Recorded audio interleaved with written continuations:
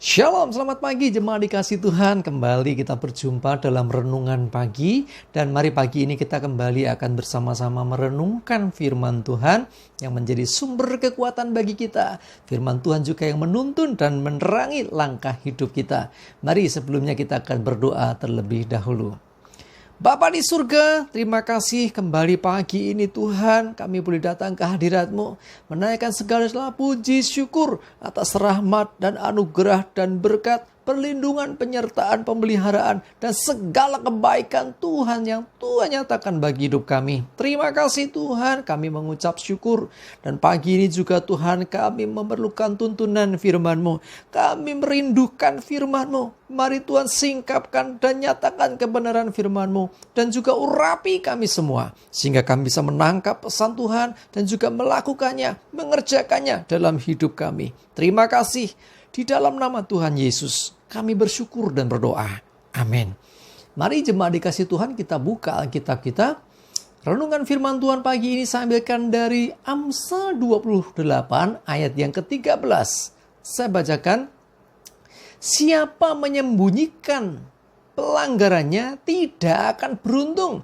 Tetapi siapa mengakuinya dan meninggalkannya akan disayangi.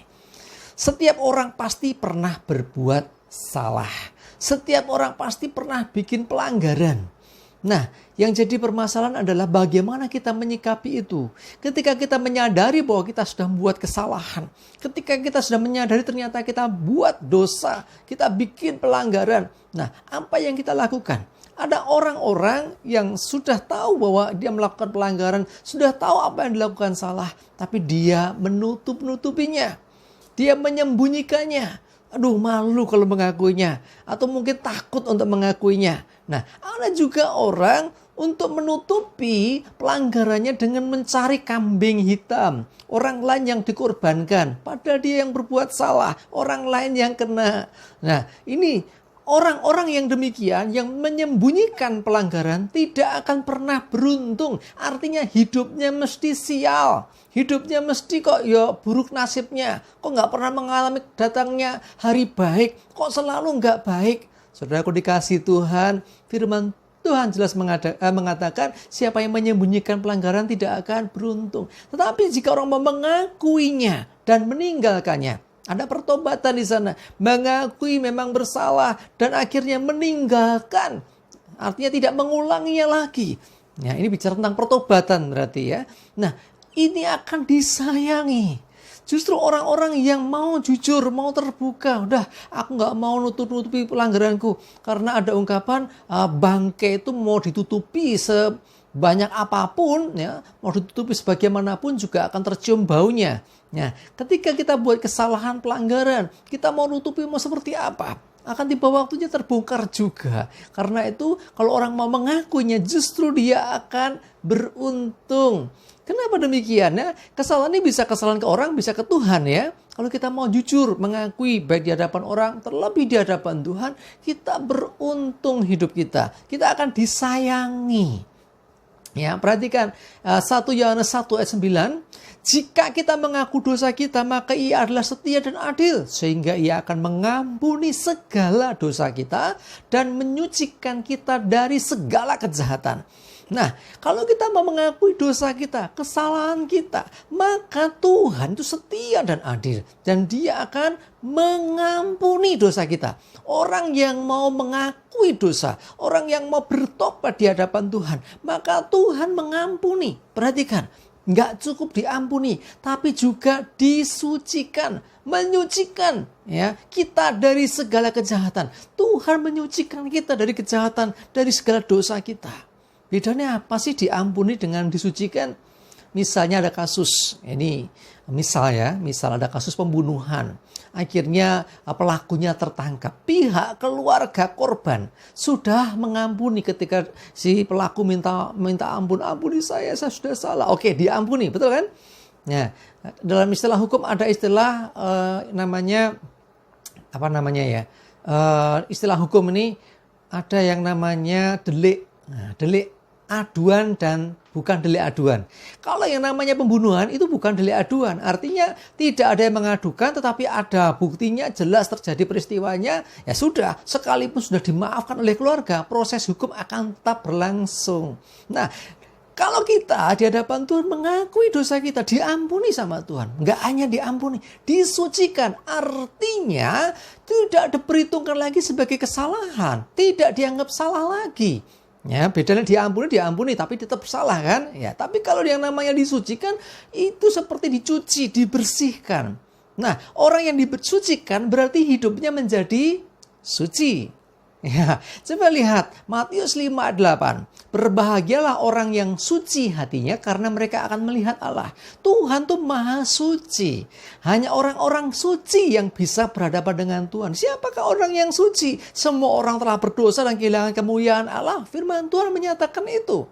Nah, orang yang suci yang dimaksud adalah orang yang sudah mengakui dosa dan dia sudah diampuni dan disucikan oleh Tuhan. Yang artinya apa? Orang yang bertobat sungguh-sungguh, maka dia diampuni dosanya dan disucikan hidupnya dari segala kejahatannya, dari segala dosa masa lalunya. Ya, kita bersyukur sebagai orang-orang percaya, kita ini memang berdosa. Ya, karena tidak ada orang yang tidak berdosa. Tetapi ketika kita mau terbuka mengakui dosa kita, mengakui pelanggaran kita, bertobat dan tidak mengulangi atau bahkan kita meninggalkannya, ya, kita akan disayangi oleh Tuhan. Kita akan diampuni dan disucikan. Sehingga ketika sudah disucikan, maka hidup kita menjadi suci. Artinya kita layak di hadapan Tuhan. Ya, Tuhan Maha Suci, Tuhan Maha Kudus. Artinya tidak bisa seorang yang masih berdosa berhadapan dengan yang Maha Kudus. Pasti mati. Ya, karena itu Tuhan menguduskan kita dengan apa? Dengan darah Yesus.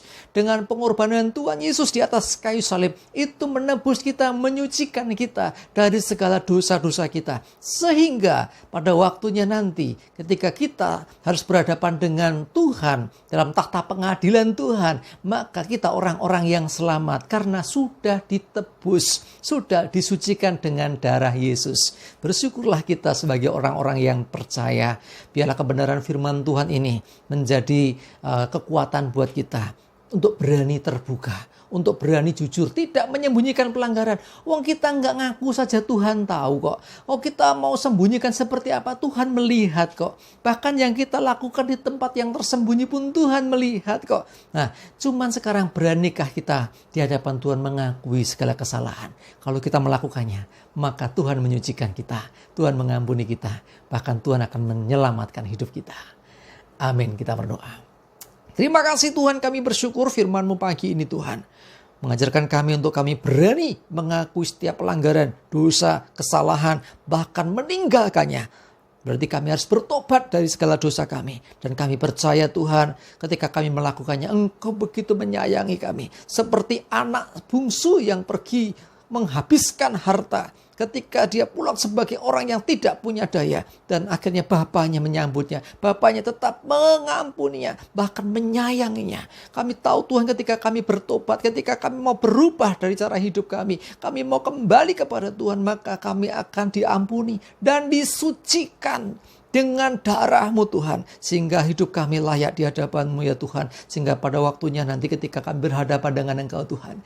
Kami beroleh anugerah. Kami bisa berhadapan dengan Tuhan. Karena firman-Mu katakan orang yang suci hatinya yang akan melihat Tuhan. Terima kasih, kami bersyukur. Biar Roh Kudus yang tanamkan kebenaran ini atas hidup kami. Menyerahkan hari ini hidup kami dalam bimbingan-Mu ya Tuhan. Jauhkan celaka mara bahaya. Bila damai sejahtera dan berkat Tuhan menyertai kami. Dalam nama Yesus kami berdoa dan bersyukur. Amin. Mari jemaat dikasih Tuhan, semangat terus, maju terus dalam iman dan pengharapan. Tuhan Yesus memberkati kita semua. Amin.